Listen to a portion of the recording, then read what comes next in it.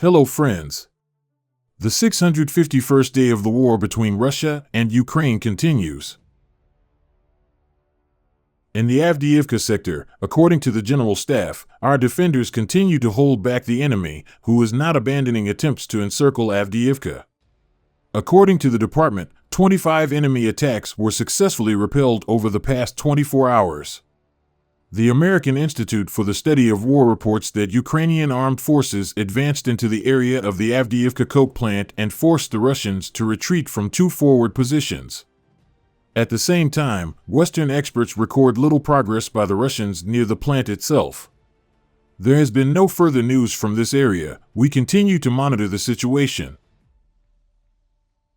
In the Bakhmut sector, 10 enemy attacks were repelled in the areas of Bogdanivka, Klishchiivka, and Andriivka, the General Staff reports. Again, the Institute for the Study of War reports that the Ukrainian military counterattacked near Bogdanivka and captured two positions previously held by Russian airborne troops. Judging by the data of Western experts, the Russians in the Bogdanivka area, on the contrary, are making progress. In the south, in the Zaporizhzhia region, the Russians counterattacked from Verbovi. Both Ukrainian and Russian telegram channels write about this.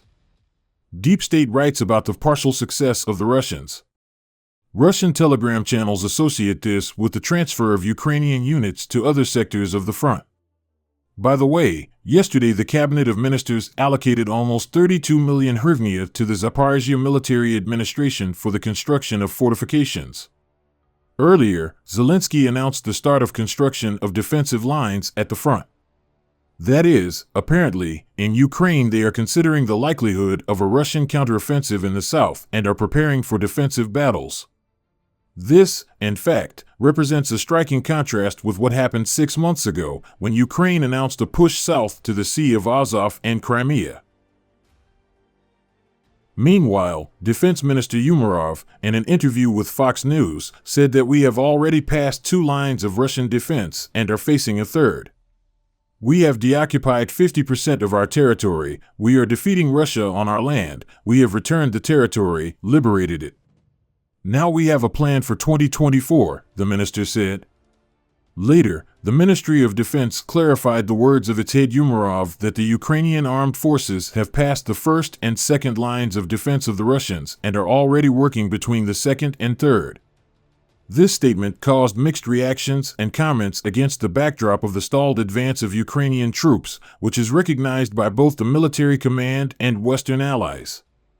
The explanation from the Ukrainian Ministry of Defense states that this meant a breakthrough not on the entire front, but on individual sections of it, but without specifying which ones exactly. The Ukrainian military is located in certain sectors of the front and is conducting combat work between the second and third lines of defense. The names of specific directions, where this is done and at what stage specific operations are, will be communicated by the relevant units in accordance with communication protocols, the message says. I note that the Ukrainian armed forces have recently reported offensive actions only in 2 areas, Melitopol and Kherson in the Krunki region on the eastern bank of the Dnipro. As for the Ukrainian army's bridgehead in Krunki on the eastern bank, heavy fighting continues there. In fact, very little information has been coming from this area lately, and it is difficult to judge the real state of affairs.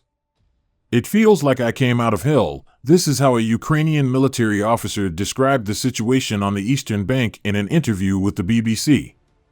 The entire crossing is under constant fire. I saw how boats with my comrades on board simply disappeared into the water after the strikes, getting lost forever in the Dnipro. You have to take everything with you: the generators, fuel, and food. When you build a bridgehead, you need a lot of everything, but supplies were not planned for this area. We thought that after we got there, the enemy would run away, and then we could safely transport everything we needed, but it didn't work out, the military man said in an interview with the BBC. When we arrived ashore, the enemy was waiting. The Russians we managed to capture said that their troops had been informed of our landing, so when we got there, they knew exactly where to find us.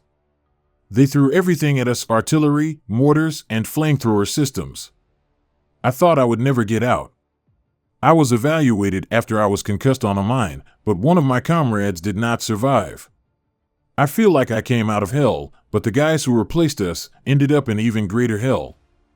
But the next rotation is coming soon and I will need to cross the river again, the military man said.